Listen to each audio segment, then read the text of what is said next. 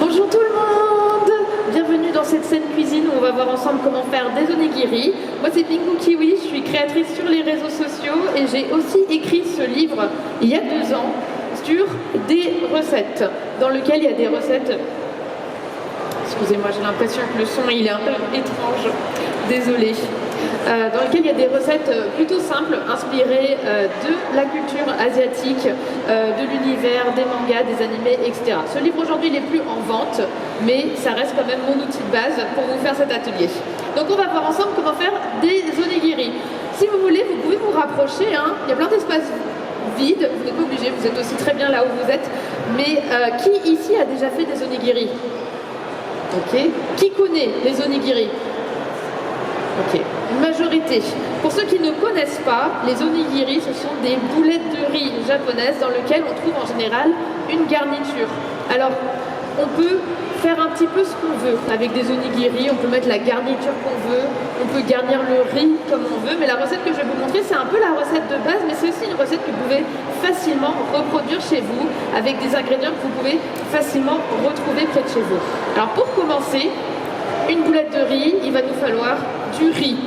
Et le riz qu'on utilise en général pour les onigiri, les maki, les sushis, la plupart des recettes à base de riz japonaise, c'est un riz de l'espèce japonica. Parce qu'il existe différentes espèces de riz. On a le riz basmati, qui est un riz très long, très parfumé.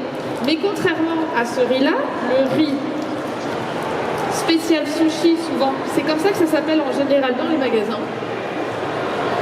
Ce genre de riz de l'espèce japonica, c'est un riz qui est très rond et très petit. Et on va prendre ce riz et la première étape, ça va être de le rincer. Alors, vous allez voir, j'ai ici un bol. Excusez-moi, je regarde en même temps comment vous montrer ça. J'ai ici un bol et de l'eau à côté. Et on va rincer, donc je vais mettre ma petite poignée de riz. On va rincer avec un volume d'eau, un peu ce que vous voulez. Comme vous pouvez voir ici, l'eau, pour commencer, elle est transparente, elle est claire, c'est de l'eau quoi. Rien de surprenant par là. Mais quand on commence à mélanger, elle va commencer à devenir de plus en plus trouble. Alors là, la démonstration ne marche pas très bien, je vous ai pas mis assez de riz. J'en rajoutais un petit peu. Voilà. Et vous allez voir que petit à petit, cette eau, elle va devenir de plus en plus trouble, de moins en moins transparente. Et ça va être l'amidon qui s'enlève du riz. Donc, qui ici a déjà fait du riz, l'a laissé un peu trop longtemps sur la casserole et le riz il est devenu tout granuleux, moelleux, tout collant, tout dégoûtant, c'est horrible. Et bien ça, c'est en grande partie l'amidon qui donne cet effet-là. Ça va avoir ce côté un petit peu collant. Et donc, le fait de retirer l'amidon comme ça permet d'avoir un riz où chaque grain est toujours défini. Le riz peut coller ensemble pour former l'onigiri et garder sa forme, mais chaque grain va rester défini et ça va être beaucoup moins, le terme n'est pas très appétissant, mais beaucoup moins gluant en fait. Et donc, ce qu'on va faire quand on rince le riz, c'est qu'on va mettre de l'eau, on va mélanger doucement avec les doigts, on va avoir cette eau trouble, on va la jeter et remplacer avec de l'eau transparente et recommencer l'opération jusqu'à ce que l'eau ne soit plus trouble. Alors, si vous voulez vraiment que l'eau reste transparente quand vous faites, vous pouvez le faire beaucoup de fois. En général, 3-4 fois, ça enlève une grande majorité d'amidon, même si l'eau n'est pas complètement claire, ça suffit en général. Et l'eau qui est là, vous n'êtes pas forcément obligé de la jeter, vous pouvez l'utiliser pour les cheveux. Donc, si jamais, je ne sais pas si d'entre vous ont essayé après le shampoing de faire une eau de rinçage à base d'amidon de riz. En fait, vous prenez l'eau comme ça, vous la mettez au frigo, ça peut durer 1 semaine et après le shampoing, vous pouvez vous rincer les cheveux après. Et comme il y a de la protéine dedans, ça renforce, ça protège, etc. Moi, je le fais de temps en temps quand j'y pense, mais voilà, ça vous fait un soin pour les cheveux gratuit en fait. Donc, on va rincer notre riz et une fois qu'il sera bien clair, on va le laisser reposer. On ne va pas le cuire tout de suite. Là, si vous voyez le riz, je vais voir si j'arrive à bien vous le montrer, vous voyez qu'il a une couleur un peu jaunâtre, il est un peu translucide. En fait, quand on laisse reposer le riz 30 minutes, il va se gorger d'eau et il va devenir blanc et opaque. Et ça permet au riz d'être beaucoup plus fondant après pendant la cuisson. Ces étapes-là, elles ne sont pas obligatoires. Moi, je trouve que pour un plat qui est à base de riz, où il y a beaucoup de riz, c'est plus agréable. Mais si vous n'avez pas le temps, vous pouvez le cuire maintenant. C'est pas très grave en soi. Mais en tout cas, là, je ne vais pas vous le faire parce que on va devoir meubler pendant 30 minutes. J'avoue que je n'ai pas trop la foi. Mais normalement, si vous laissez reposer un minimum de 30 minutes, il va se gorger d'eau, il va devenir tout blanc et ensuite il pourra être mis à cuire. La cuisson du riz pour les onigiri, mais ça va aussi pour les sushis, pour les makis, c'est la cuisson au rice cooker ou à la vapeur. Vous n'êtes pas obligé d'avoir un rice cooker, vous pouvez le faire à la vapeur, à la casserole, mais c'est un petit peu technique. Moi, avant d'avoir un rice cooker, j'ai fait à la casserole et le nombre de fois où j'ai brûlé le riz, mais vous pouvez tenter, hein, c'est aussi tout à fait possible. Il suffit de mettre le riz avec le même volume d'eau dans une casserole, de recouvrir la casserole et d'écouter. Quand ça commence à bouillir, on baisse le feu et on laisse cuire 10 minutes. C'est un peu technique parce qu'il faut rester près du riz, il faut bien écouter, il ne faut surtout pas ouvrir parce que si la vapeur s'échappe, c'est bon, c'est fini. C'est pour ça que moi j'ai investi dans un rice cooker. Qui ici a un rice cooker? Voilà, et ben je trouve que vous avez fait le bon choix. Mais je ne veux pas vous influencer, hein. Je ne suis pas sponsorisée par les rice cookers, je m'en fiche. Mais moi personnellement qui n'ai jamais réussi à bien cuire le riz, j'ai trouvé que c'était un bon investissement et c'est comme ça que ce riz a été cuit. Et donc on a un riz du coup, c'est du riz, voilà, du riz cuit. J'ai rien à dire dessus, hein. Il est cuit et il est très bien. Pendant que le riz cuit, on va passer à la garniture. Les onigiri, vous pouvez mettre tout, c'est votre onigiri, vous pouvez mettre rien du tout dedans. Vous pouvez mettre la garniture que vous voulez, c'est comme vous voulez. Vous pouvez faire exactement comme les sushis et mettre du poisson cru, mettre du cream cheese. Vous pouvez faire des onigiri au chocolat. Vous êtes chez vous, c'est vos règles. Mais ici, on va faire une garniture qu'on peut facilement recréer chez soi avec les ingrédients qu'on peut trouver en supermarché et qui est aussi utilisée au Japon, qui est la garniture thon mayo. Alors, j'ai pris du thon albacore en tranches de Auchan. Vraiment le thon tranquille, on prend ce qu'on veut.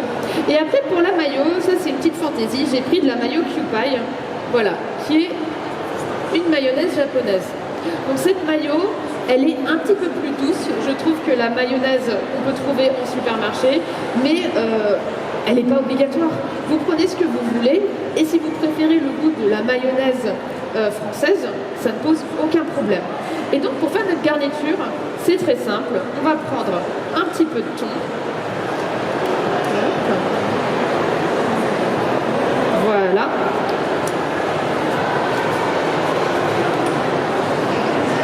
Et vous en mettez autant que vous voulez. En fait, là où c'est trompeur, c'est qu'on n'a pas besoin de mettre tant de garniture que ça. On a l'impression, souvent, je vois l'erreur de débutants, c'est qu'on fait l'onigiri, on met un peu de riz et on met 3 tonnes de garniture, mais après, l'onigiri ne ferme plus, parce que la garniture est mouillée et ne colle pas. Donc, on n'est pas obligé de mettre beaucoup. Là, par exemple, je pense que ça ferait facilement assez de garniture pour 2 ou 3 onigiri. Donc, je vais prendre ma mayo. Et en général, j'aime bien en mettre jusqu'à ce que la garniture est un peu crémeuse et facile à mélanger. Mais ça c'est pareil, vous adaptez comme vous voulez. Vous pouvez mettre plus de garniture, plus de mayo, moins de mayo. Vous voyez comment est-ce que vous aimez votre thon mayo. Donc là je vais juste écraser jusqu'à avoir un mélange. Vous voyez, je vous disais, moi j'aime bien quand il y a de la mayo, je crois que j'en ai mis trop en fait.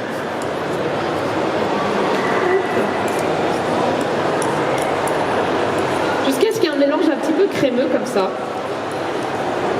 Et là, ça va être bon. Là, je fais en petite quantité pour cette démonstration, mais si vous le faites chez vous et que vous le faites pour plus de monde, évidemment, mettez plus de thon. Vous pouvez même utiliser toute la boîte. Mais là, comme je vais faire juste 1 ou 2 onigiri, on va rester sur une quantité assez petite. On a notre garniture, on a notre riz. On va pouvoir commencer à former nos boulettes. Alors, une chose à savoir, c'est que le riz, je vais vous montrer d'ailleurs, parce que j'ai une petite caméra pour zoomer, si vous prenez le riz comme ça, vous allez voir que vous voulez former votre boulette, mais il y a du riz qui colle partout. Il y a plein de grains qui se collent. On ne peut pas travailler comme ça. La seule façon de faire bien votre onigiri et de le former sans avoir du riz qui colle plein les doigts, c'est d'avoir toujours près de vous un petit bol d'eau. Et ça vaut pour tous les plats à base de riz, comme les sushis, comme les makis, c'est pareil, toujours avoir votre eau à côté et vous pouvez bien vous mettre de l'eau sur les mains. Donc c'est une recette qui va, en général, il y a beaucoup d'eau qui va s'éclabousser partout, c'est normal, c'est pas grave, ça tâche pas. Mais c'est comme ça, en tout cas, qu'on peut bien les former sans avoir tout qui colle sur les mains. Pour le riz, en général, quand je fais les onigiri, j'ai des gens qui me disent « mais tu mets rien dans ton riz ». Et c'est vrai qu'on a un peu cette conception que, comme c'est du riz à sushi, il faut mettre la préparation pour sushi. Qui ici a déjà fait des sushis? Alors vous savez, si vous avez déjà fait des sushis, que le riz, il n'est pas nature. Le riz, il y a du vinaigre et il y a du sucre. Et il y a un mélange qu'on met dedans et qui donne ce goût qui agrémente parfaitement les toppings du sushi comme le poisson cru. Pour l'onigiri, en général, on ne met pas d'assaisonnement. L'assaisonnement, ça va être la garniture. Ça, c'est pour les onigiri qu'on peut trouver dans le commerce au Japon, dans les combini, etc. En France, j'ai remarqué que certains des onigiri qu'on peut acheter à Monoprix, par exemple, ils vont mettre du vinaigre dans le riz. Vous pouvez faire ça également. Vous pouvez mettre du sel, vous pouvez mettre des graines de sésame, l'agrémenter comme vous voulez. Vous pouvez écraser du thon dedans et avoir une boulette de riz où la garniture, elle est carrément dans le riz. Nous, on va faire le truc standard. Donc, on va juste garder notre riz directement après qu'il est cuit et qu'il est reposé. On va le laisser refroidir. En général, pour les onigiri, on n'a pas envie que le riz soit forcément chaud. Il ne sort pas du cuiseur. On va le laisser refroidir pour ensuite pouvoir bien le manipuler. Alors, pour les onigiri, en général, on peut le faire directement avec les mains. Mais moi, je trouve plus simple d'utiliser un moule à onigiri. Il en existe des formes diverses et variées. Il y en a en forme de fleurs, en forme de cœur, en forme d'ours. Moi, j'ai pris le triangle de base. Et comme vous pouvez voir, en fait, c'est deux parties. Une première partie, le couvercle, qui va appuyer, en fait, on va garnir le riz et on va appuyer avec le couvercle pour bien tasser le riz. Et l'autre partie, où il y a un petit clapet comme ça qui va nous permettre de pousser l'onigiri et de le sortir. Donc, pour faire notre onigiri, je vais commencer par tout mettre dans l'eau. Moi, je trouve que c'est plus simple pour éviter que le riz colle. Et ensuite, je vais bien me mouiller les mains. Et je ne vais pas les sécher. C'est juste plus simple comme ça. Évidemment, vous ne m'avez pas vu parce qu'il n'y a pas de point d'eau sur scène, je me suis lavé les mains avant. Ça, c'est la base standard. J'aurais dû le dire, mais maintenant, vous savez. Et on va prendre comme ça un petit peu de riz. On n'est pas obligé d'en prendre beaucoup pour la première partie. Je pense que je vais prendre juste ça. Et on va venir l'aplatir au fond de notre moule. Et comme vous pouvez voir, par rapport à tout à l'heure où j'avais le riz qui me collait aux mains, là, c'est bon, il ne colle plus. Donc on va mettre notre riz dans notre onigiri. Voilà. Là, vous voyez, j'ai mis à peu près un tiers de riz. Un tiers, la moitié, on ne veut pas mettre trop de riz dès le début. Hop, j'ai mon tiers de riz, et là je vais rajouter la garniture. Alors, quand on met la garniture, il faut bien la concentrer au milieu. Si votre garniture, elle passe sur les côtés, le riz après, il a besoin de coller à lui-même. Donc si vous avez de la garniture là, en fait votre onigiri va se désintégrer. Donc il faut bien mettre la garniture concentrée au milieu. Et ensuite, finir. Et comme vous pouvez voir, j'en ai vraiment pas mis beaucoup. Déjà, le moule, il est petit. Si j'avais un moule plus gros, j'en mettrais plus. Mais il n'y a pas besoin de mettre tant que ça dans l'onigiri et vous le sentirez quand même. Et ensuite, on va remettre du riz. Hop.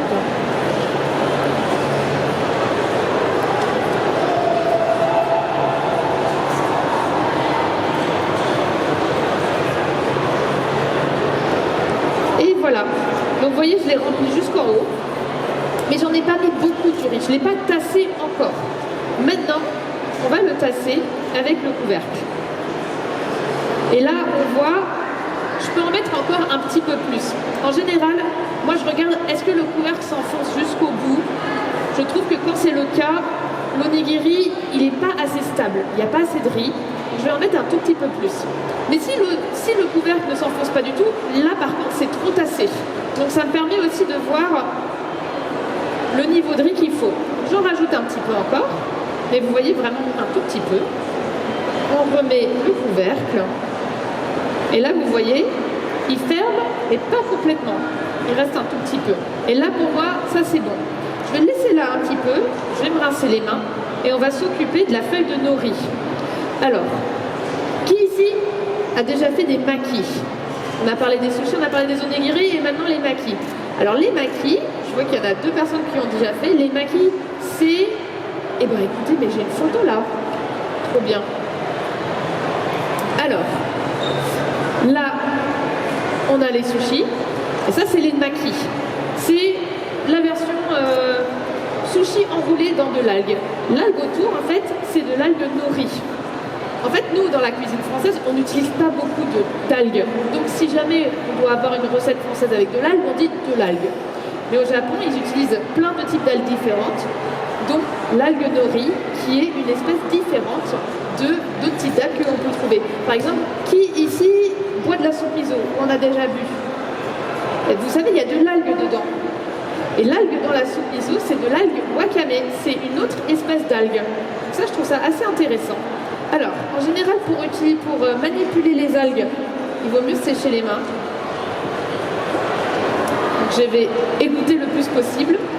Parce que au contact de l'eau, l'algue nori, elle va très très vite s'humidifier. Parce que là, vous voyez, là, elle est dure. Je ne sais pas si vous allez entendre. Je ne sais pas si vous entendez du tout. Mais on entend le craquement. À partir du moment où je mouille mes mains, l'algue, elle va commencer à perdre complètement. Après, elle est très très fraîche, c'est pour ça qu'elle met un petit peu de temps, mais vous voyez, elle va complètement se ratatiner. Elle ne fera plus du tout de bruit. Selon vos goûts, si vous préférez que l'algue soit croquante quand vous mangez votre onigiri, je vous recommande de mettre l'algue vraiment à la dernière minute. Mais si vous préparez beaucoup d'onigiri à l'avance, vous pouvez mettre l'algue et l'algue, elle deviendra plus molle et elle englobera l'onigiri. Pourquoi est-ce qu'on met l'algue sur l'onigiri? Est-ce que c'est pour le goût? En fait, je suis désolée, je vous demande, en fait, il n'y a pas de micro dans le public, mais imaginons, si vous prenez votre onigiri comme ça et que vous ne vous mouillez pas les mains, il va coller à vos doigts, il va complètement se désintégrer. Et l'algue nori, ici, elle sert vraiment de barrière entre le riz et vos doigts. Elle a un léger goût, mais elle n'a pas un goût trop fort. Donc c'est aussi pour ça qu'elle est utilisée.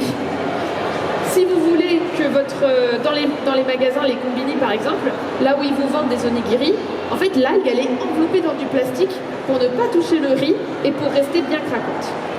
Et donc sur votre algue, la pauvre, j'ai mis plein d'eau dessus. Mais vous pouvez voir qu'il y a un côté qui est le côté brillant et un côté qui est le côté un peu... c'est un peu comme du tissu. Il y en a qui font de la couture ici. Voilà, dans le tissu, en fait, il y a toujours un côté qui est celui de devant et le côté qui sera caché, qui sera à l'intérieur. Mais là, c'est pareil. On va essayer de mettre le côté lisse à l'extérieur et on va prendre notre feuille de nori et on peut en général la couper en 6. Là, je pense que je peux utiliser... Voilà, je vais vous en sortir une nouvelle. Hop. En général, on voit ici, vous avez les traits qui vous permettent de voir. Ça, c'est pour, par exemple, si vous voulez rouler ou quelque chose comme ça pour les makis. Mais les traits, ça te permet aussi de voir comment tu veux le découper. Moi, en général, je trouve que les découper en 6, c'est une bonne façon. Et de les couper dans le sens des traits.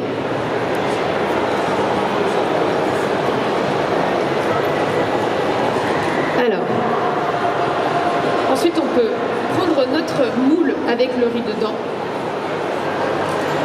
On peut toujours garder les mains bien mouillées.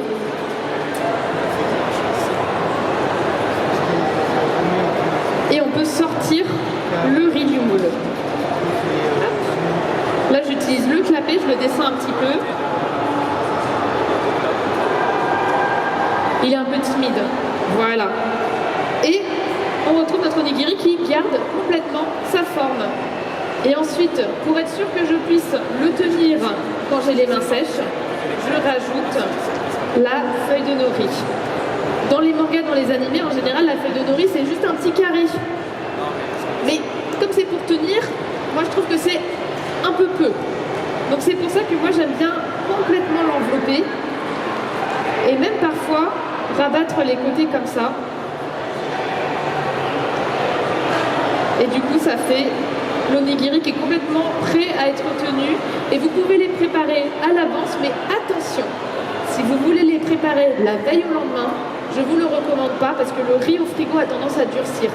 En général, les onigiri, c'est le matin pour le jour même. Donc voilà. Si jamais vous voulez préparer pour des pique-niques, c'est comme ça que ça se passe en général pour qu'il soit le mieux possible. Et du coup, voilà comment on fait un onigiri. Alors malheureusement, comme cet atelier ne dure que 30 minutes, je ne peux pas en faire pour vous tous, mais je vous ai préparé autre chose à déguster, qui est de la prune marinée salée. Ça, c'est un autre type de garniture, et c'est une garniture qui est très typique au Japon. Moi, c'est ma garniture préférée.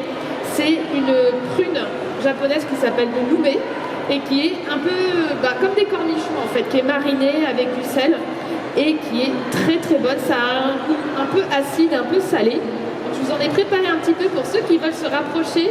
N'hésitez pas à venir goûter si vous avez envie.